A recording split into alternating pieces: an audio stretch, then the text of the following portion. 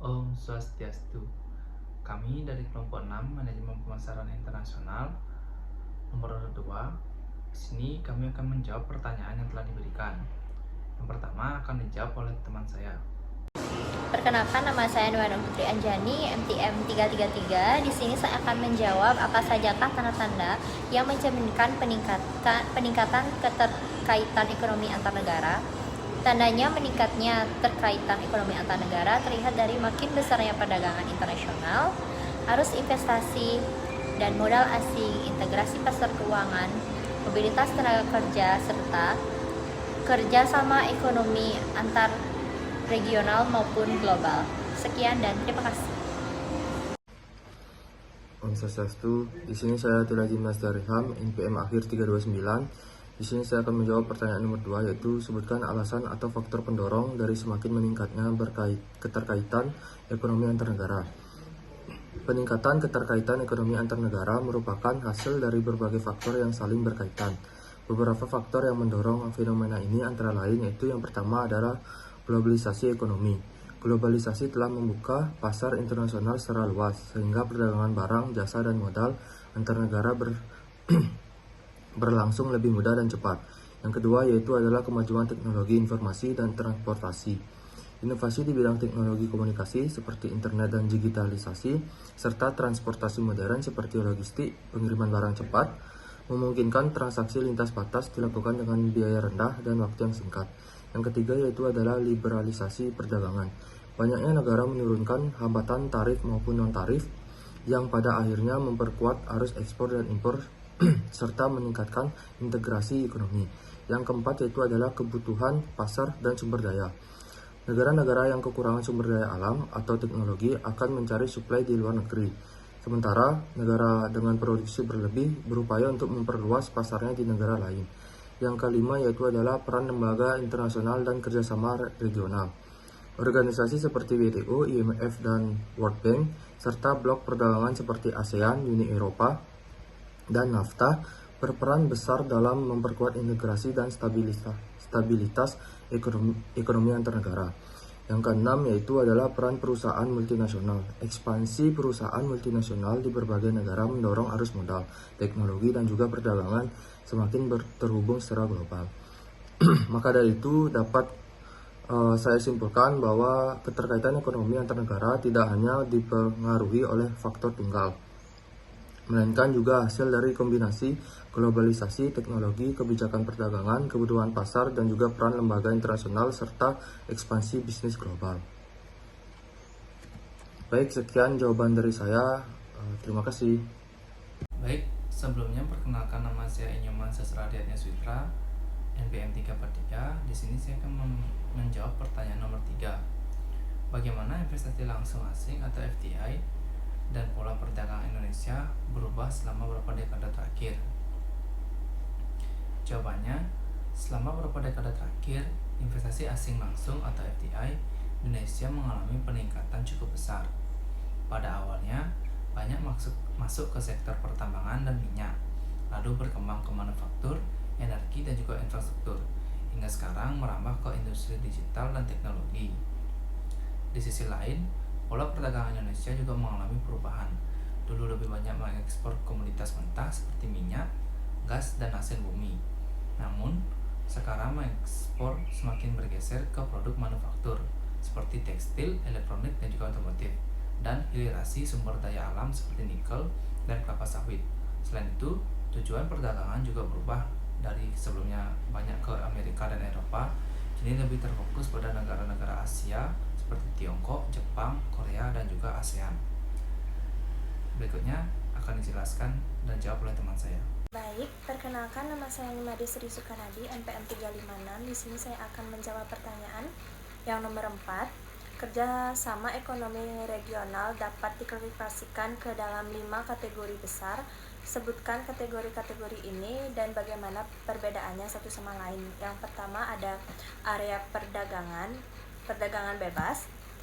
Negara-negara anggota sepakat menghapus hambatan tarif maupun non-tarif dalam perdagangan barang atau jasa di antara mereka, namun masing-masing negara tetap memiliki kebijakan perdagangan seperti perdagangan sendiri terhadap negara atau non-anggota.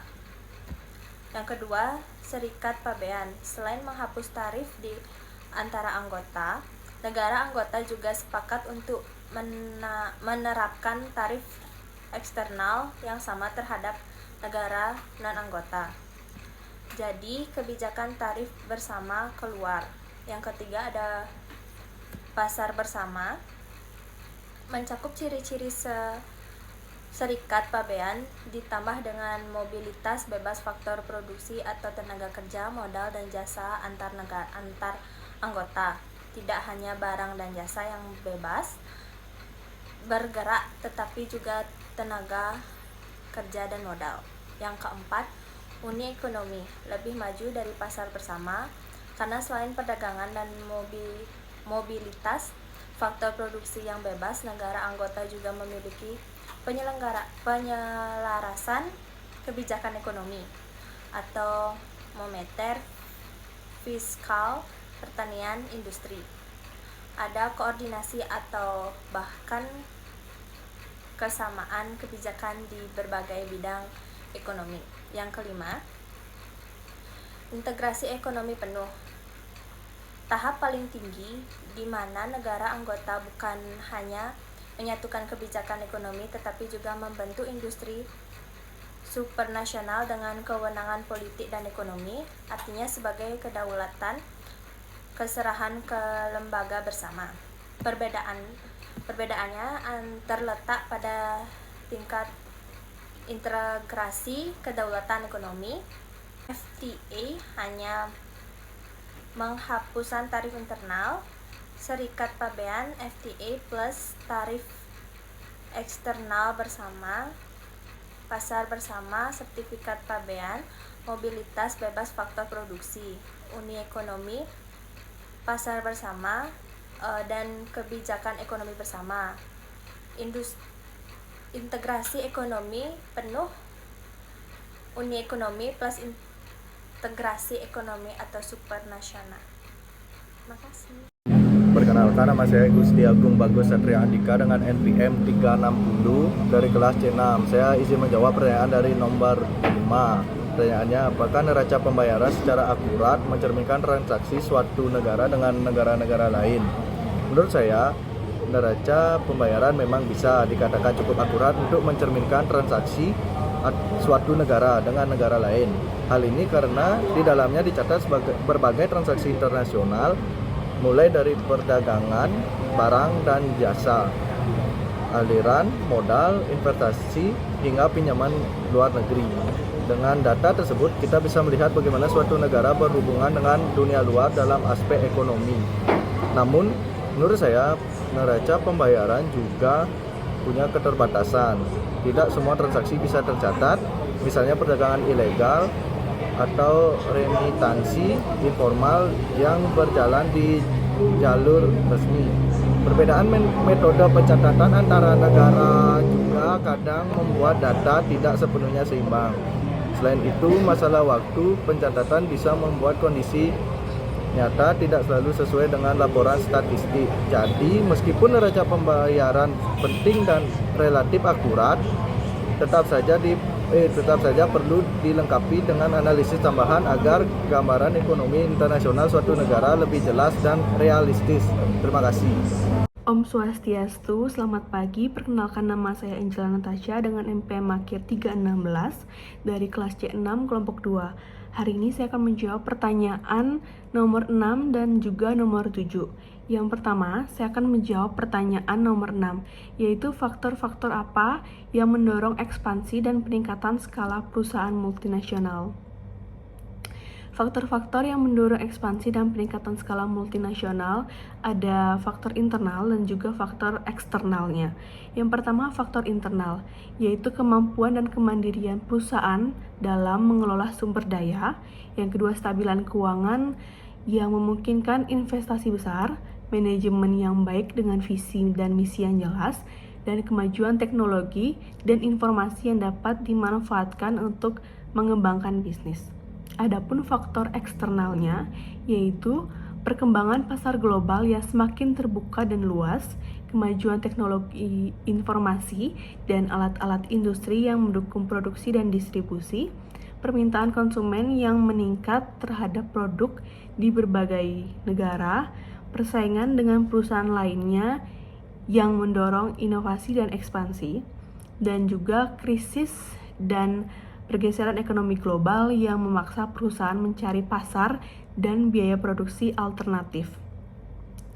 Adapun motivasi khusus perusahaan multinasional, yaitu mencari bahan mentah untuk memproduksi barang dengan biaya rendah, mencari pasar baru untuk memperluas penjualan dan pangsa pasar, meminimalkan biaya produksi dengan mencari lokasi produksi yang biaya tenaga kerjanya lebih murah, memperoleh akses terhadap teknologi mutakhir dan keamanan pergolakan politik di negara tertentu.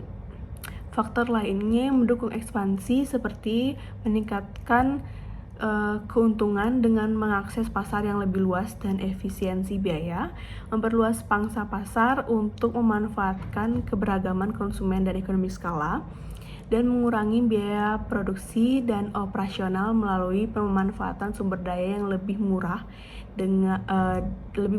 daripada di pasar global. Selanjutnya saya akan menjawab pertanyaan nomor 7, yaitu apakah ada faktor-faktor yang menghambat ekspansi atau menurunkan skala perusahaan multinasional. Adapun faktor-faktor yang menghambat ekspansi atau menurunkan skala perusahaan multinasional, yaitu regulasi berbeda dan kompleks. Perbedaan regulasi di tiap negara seperti pajak, lingkungan, ketenagakerjaan, dan kebijakan bisnis menjadi hambatan utama. Menavigasi aturan berbeda ini membutuhkan waktu dan sumber daya besar, serta pemahaman mendalam terhadap hukum lokal. Kompleksitas manajemen global. Mengelola operasi yang tersebar di berbagai negara menghadirkan tantangan koordinasi, perbedaan budaya, bahasa, dan kebijakan bisnis yang berbeda-beda. Hal ini membuat pengelola rantai pasok dan operasi menjadi rumit dan memerlukan sistem manajemen yang fleksibel dan kuat. Adapun resiko politik dan ekonomi. Ketidakstabilan politik, perubahan rezim, dan fluktuasi ekonomi di negara tujuan ekspansi berpotensi menimbulkan risiko besar, bahkan bisa mengakibatkan berhentinya operasi bisnis di sana. Adapun persaingan ketat. Memasuki pasar global berarti menghadapi kompetitor yang sudah mapan dengan sumber daya dan pengalaman yang lebih banyak. Persaingan yang intens dapat menghambat perusahaan baru dalam memperoleh pangsa pasar. Selanjutnya, adaptasi produk dan pasar. Perusahaan sering perlu menyesuaikan produk dan layanan agar sesuai dengan selera dan regulasi pasar lokal. Proses ini memerlukan riset mendalam dan investasi tambahan yang menjadi hambatan dalam ekspansi. Selanjutnya, infrastruktur dan logistik. Keterbatasan infrastruktur dan tantangan logistik seperti masalah distribusi dan jaringan transportasi yang kurang memadai bisa menghambat efisiensi operasional dan peningkatan skala perusahaan. Selanjutnya, isu lingkungan dan keberlanjutan. Tantangan juga muncul dari tekanan untuk menjaga keberlanjutan dan mengurangi dampak lingkungan negatif akibat aktivitas perusahaan seperti pencemaran dan degradasi lingkungan. Demikian jawaban pertanyaan nomor 6 dan nomor 7 dari saya. Terima kasih.